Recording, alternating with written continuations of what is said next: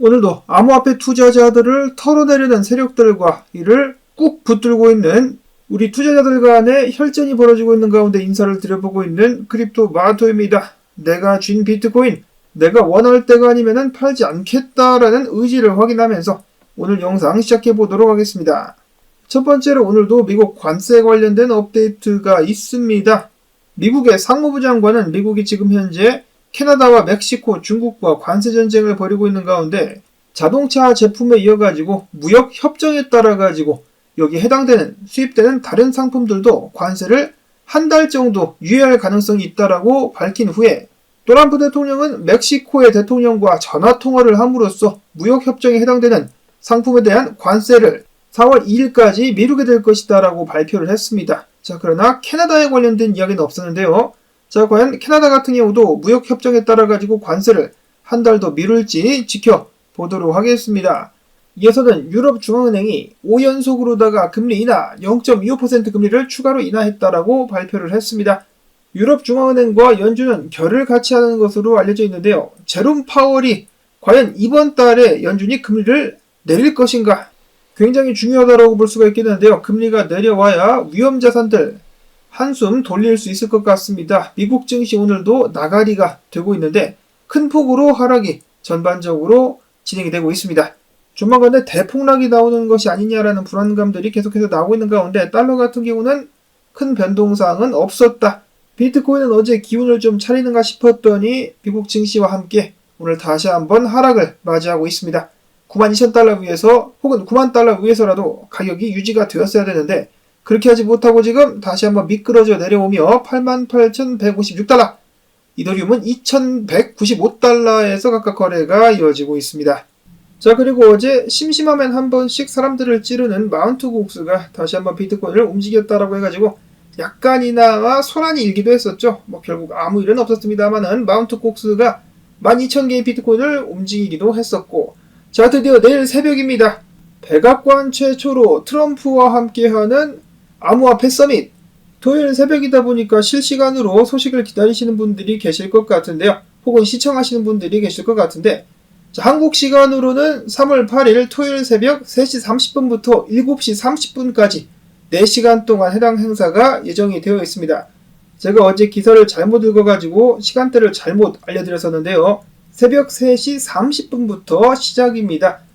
비트겟 거래소의 수석 분석가 같은 경우는 만약에 해당 행사에서 암호화폐 준비금이 공식화된다면 비트코인이 힘을 받아가지고 10만 달러 회복도 할 수 있을 것이다 라는 기대감을 보이기도 했었는데요. 자, 과연 어떤 내용들이 공개가 되게 될까요? 자, 그런가 하면 누가 해당 서밋에 초대되었는가를 두고도 말이 많습니다. 에이다의 찰스 호스킨슨 같은 경우는 초대를 못 받았다라고 해가지고 국내 커뮤니티에서 지금 조롱을 받고 있어요.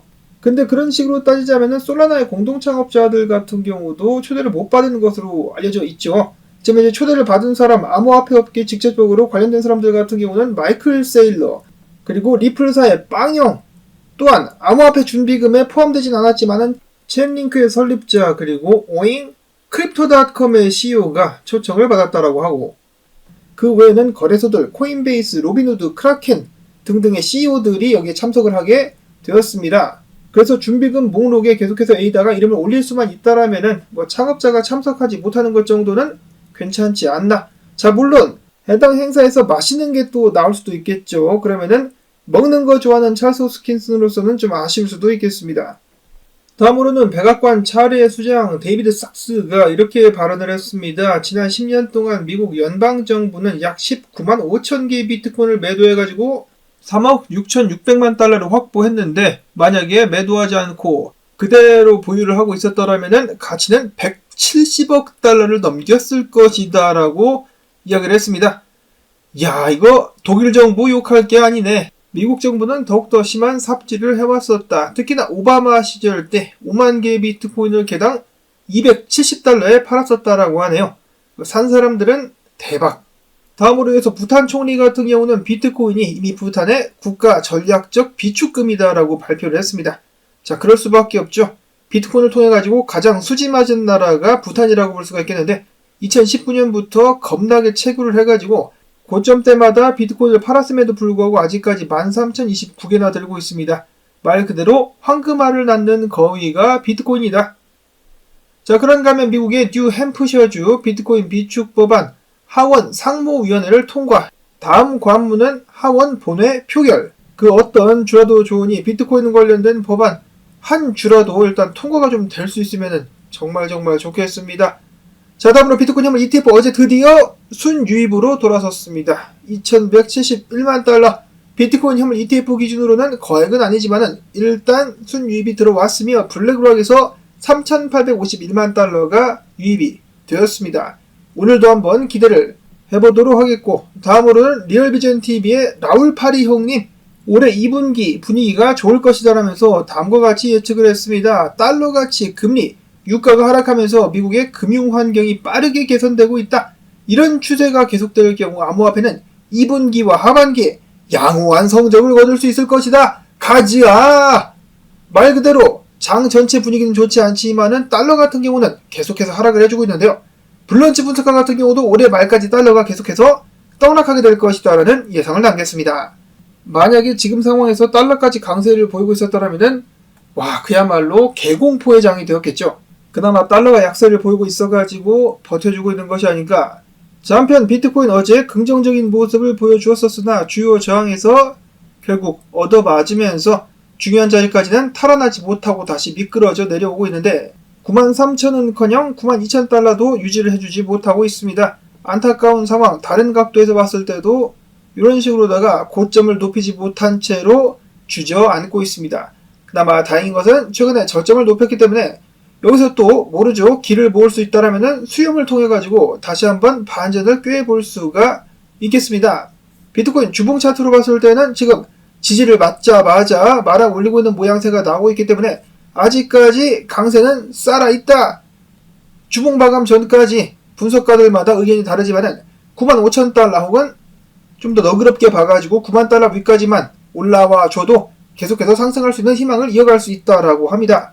그렇지만은 주요 지지구간 아래에서 시간이 더 끌리면 끌릴수록 상승할 수 있는 확률이 낮아지기 때문에 하루빨리 기운 내가지고 뚫고 올라오도록 해야 되겠습니다. 자, 또람프가 내일 한번 좀 도와줄 수 있을 것인지 기대를 해보도록 하겠고요. 다음으로는 이더리움 현물 ETF인데 자금 유출이 발생했었습니다. 6,300만 달러. 블랙락에서의 유출은 없었습니다. 이어서 어제 팩트라 업그레이드에서 에러가 발생했다라는 소식이 나왔었는데요. 결국 업그레이드를 연기하게 될 것이다 라고 하네요.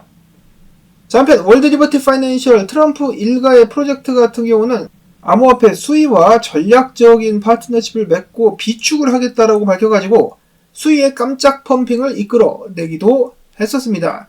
자, 그와 동시에 과거에 주목을 받았었던 아테나 같은 경우 최근에 거래소들로부터 어제 기준 48시간 동안 코인 개수 무려 1억 4,800만 개가 출금이 되기도 했었다라고 합니다.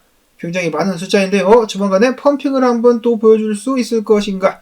다음으로는 국내 소식입니다. 국장에 대한 인기가 식으면서 암호화폐에 대한 인기는 반대로 상승을 하고 있는 가운데 국내 암호화폐 거래소 투자 계좌가 사상 최초로 1,000만 개를 돌파를 했습니다.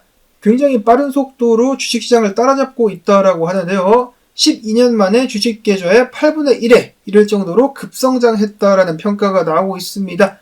자, 그러자 한 발 늦었다라는 표현보다는 5발 혹은 10발 늦었다. 한국은 암호화폐를 받아들이는 데 있어가지고 10발 정도 늦고 있다라는 이야기들이 나오고 있는 가운데 최근 정치권에서 주최를 한 암호화폐 관련 세미나에서 비트코인 현물 ETF 그리고 암호화폐에 대한 중요성이 공개적으로 토론이 되었었다라고 합니다.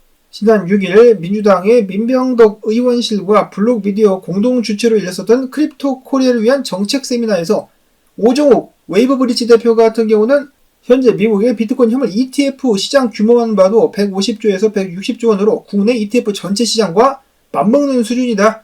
또한 비트코인 현물 ETF가 연기금 포트폴리오에 포함되면 변동성을 낮추고 장기적인 수익성을 높일 수 있다라고 주장을 했습니다. 그리고 이어서 같은 행사였었던 것 같은데요. 더불어민주당 집권 플랜본부가 개최한 세미나에서 비트코인을 외환 보유고에 편입하는 방안을 검토해야 된다는 주장 또한 나왔었다라고 합니다. 비트코인은 기존 외환 보유고 자산인 미국 국채, 금, 외화 예금과 함께 안정적인 준비자산 역할을 할 수 있는지 연구가 일단 필요하며 비트코인은 국가 간 금융제재 회피 수단, 글로벌 무역거래 수단, 외환 보유 다변화 전략으로 활용될 가능성도 검토해야 된다는 주장과 함께 또한 비트코인 채굴에 관련된 중요성도 언급이 되었었다고 합니다.